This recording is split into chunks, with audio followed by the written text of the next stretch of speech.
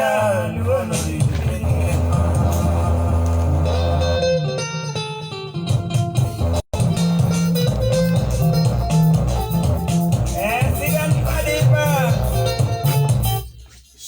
Adimba kod Father ka Father Jakanjira machiegni. Ero kamane ahinya Felix Otieno Wuod Nyaboro. Kawuono wadwaro ng'iyo gimoro ne timore ahinya e piny mar Luo kaendi ni tero buru e piny Luo as a rite of passage ahinya ne an elderly person kata ng'at moro maduong' kata ng'at moro ma piny kata gweng' ogeno. Wuod Nyaboro kwachaka kata mana kane ng'ato tho to idwa kele dhok wuok rambre. Dhok wuok mang'eny ka gimi dhi yange slota kata ka gimi tere chiro. En man ni dhi rom ne thuon ka thuon onindo. To en dhok ma igolo guganda maduong' kabisa. Yawuoyi ni oko, mine ni oko, nyiri ni oko, jogweng' te. To ne en gima bende gweng' ne tuk gweng' mangima. Tok gweng' no kende nikech ing'eni tho by then ne en gima ji budhone, ne en gima ji dakne. Ok kawuono ma tho nika to tho nika to tho nika. Kane tho achiel otimore kata ka tibiro winjo mane tho moro cho ni kata tok moro nigi kocha. Koro tho ne en gima ne buogo ji ahinya ni to ang'o motimore. Koro ji ne wuok gi dhok kabisa ka ji ogawo oboke. Ji ogawo katera. Ji orwakore kod gik mopogore kidhi rom. To ne en ng'wech gi dhok. Ndara pong kabisa. Kendo kata ka bi ni ji osedugo koro ibare korido ikelo ng'at ni dala to en ikele ma serious. Basto ne yawuoyi time ne entertainment kind of. Nikech kata mana dhogi ne nyalo dhir madonjo nyaka ei ot. Dhok donjo nyaka mana e ot, dhok igolo, iringo ge dala malich,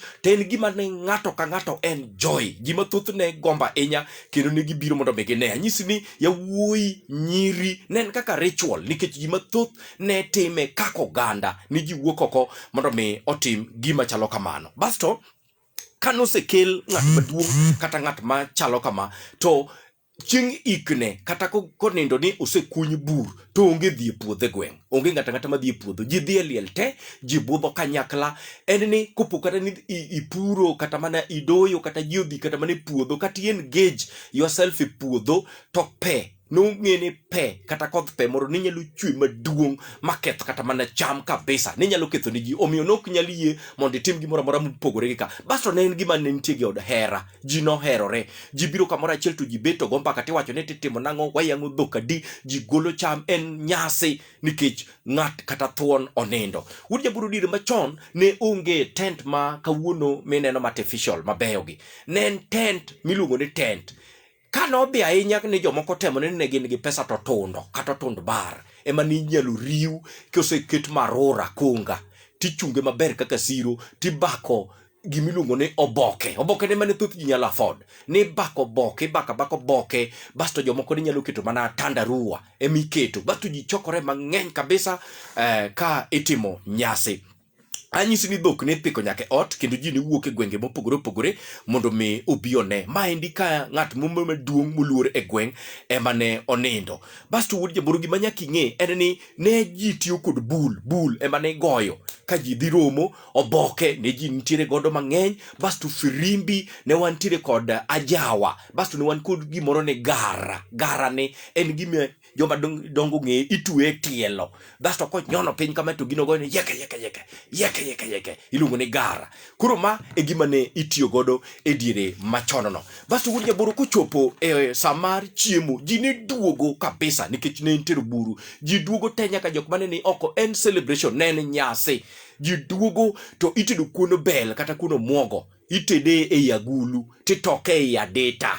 To ji riwo lwetgi to ji chamo. Inego dhok mang'eny. Basto jodongo nong'i gimoro ni lep ni kuricha kidugo tideng'o, idang'o lep to nigi ring'o mang'eny kabisa. Ngini joma kawuono seche moko kong'e weche mag lep, en kosedich kod ring'o mosetedi to wacho rumo. Jodongo ne kano gibilongo ni lep tiyang'o. Basto gichak giduogo endo e liel kendo. Basto ni madho kong'o, onyalo bedo amuna kong'o kata mana chang'a, timadhe goseke ka ji ni kamoro achiel. Ne onyiso hera moro. Basto gi joma chon nong'iyo ni ma timruok kata kaka ni ji timore dala ma ji ringo gi dhok ni en ni riembo spirits mar ng'at mothocha mondo kik tho chak neke dalani kendo. Ji timore malich ma iriembo tho nikech tho ne en adui maduong' mane ji kedo godo kabisa e dier. Emomiyo ne iriembe kod oganda kamoro achiel. Basto wach maduong' en ni iko ng'at maduong' kata ng'at mane kod jogi nikech diere machon ok ne ni nyaka ibed mana joma thothne gin jodoho. Koro ketho tiki iniluongi ni wuon pacho iki but od miyo maduong' emiikie kaka wuon pacho no. Mano ne en gima ne ochuno kanyo emidhi keti kendo nitie kaka wiyi ne bet kaka iki. Wuod Jaboro e piny Luo tero buru ne en gima ji value kabisa kendo en gima ne en gi mbi gi uma kabisa kendo ji wuok ne pinje mopogore totinda. Achaka dogi ndalo manene chon mane joluo tere buru gi dhok dabal gi yawuoyi koting'o tong' gi bidhi ka ji gweyo. Kik wi wil ni gweyo lowi jowi ai wi rwath migogo modenyo cham thunde. Yani gweche ne nitiere mang'eny magalagala mamoko kanyal kata mana gimodong' kiri kigen iwinjo jowi ai wi rwath lo jajuok lo tero ng'ade ma wuod ng'ade iwinjo. Koro lo to dakunyone lo jajuok. Koro gik ne nitiere sigweya mopogore to dhogi ikawa kati so nyaka ot jaduong' othoni kendo ipame. Ok en ni dhiang' ichwado nikech dhiang' bi winjo en celebration makata dhiang' mamor go ipama dhiang' matek kabisa tidhire nyaka e ot. Mine go nduru mine be ong'e ma kaka gwenyore kodgi. Idhire e ot ticha kigole oko to ng'wech to sanduk be iting'o kod chwo iting'e gongo iwinjo tiwuotho kode nyaka dir dala nyaka rangach mwalo. Yani ne liel chalo nyasi e piny Luo ka. Tero buru higni machon. Dala FM wuod ji to correct medi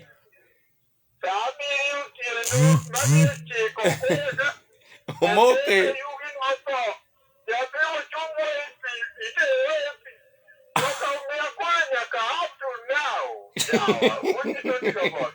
safi. Dala FM Hello, Dala FM. yes Pero bunya boro. tero buru Mae nano yo mele kamar paga bi. Mo pada kapa.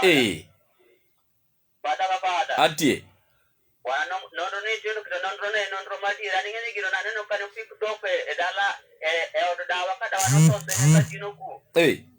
To wana nsigu e wud mama to dano tingo tonge kadu de mutinga rungo tingo de mako kunde be ko kadu de mutingo besende mako kwana. Wana giro mano ki madiere nene nyasi safi. Dala FM Hello.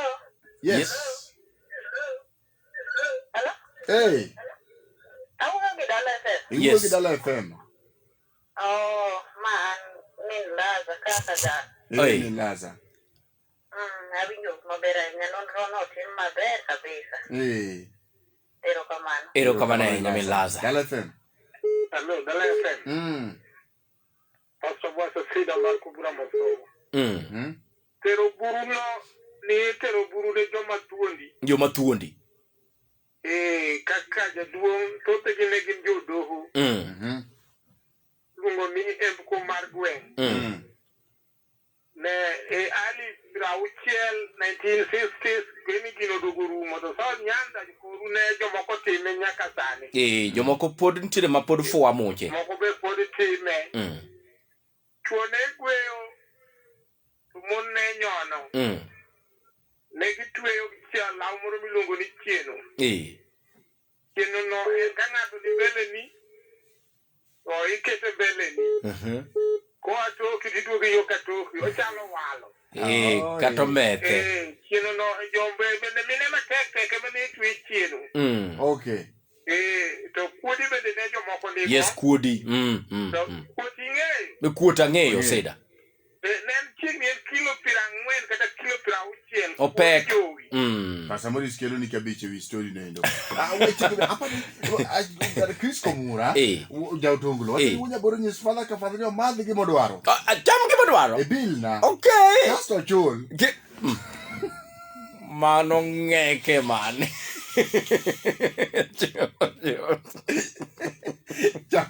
Ere bille. Kaza juni kechinge story no kabisa. Ero kamano. Bana kaka no chalo kanene jangire every Thursday. Apa ni gimomiyo karatinde thoe ng'eny makang'ane ng'ato ge gweng' achiel nanduro. Jaduong' ane otho. Jodala ni regilia. Wawe kuongo liya. Ne wawe kuongo spirits maricho go. Mondo dhe kabisa. Beni wanyalo chako kendo. Wachako kuong maliche. Wechego kuma gine. Kolo thoe mang'eny gi jalo bet ni onge. Mane ndiyo mapeka inya kindego. Akiaro beno tuo wala. Madamirio mai. Yes. Machigni. Ibeni tero buru.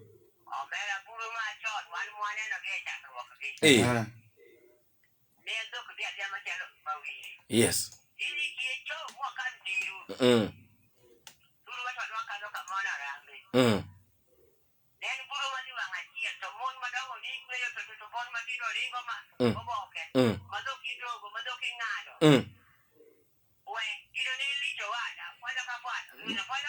Antire Madamirio Mach. Ero kamano nya Madamirio Mach. Ero kamano nya. Madamirio. Danya bila. Igual na fade sao.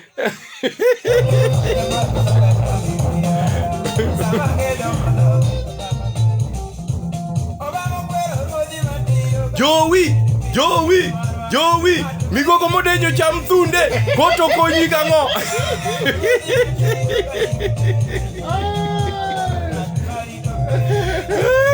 Lakini tikulie sao.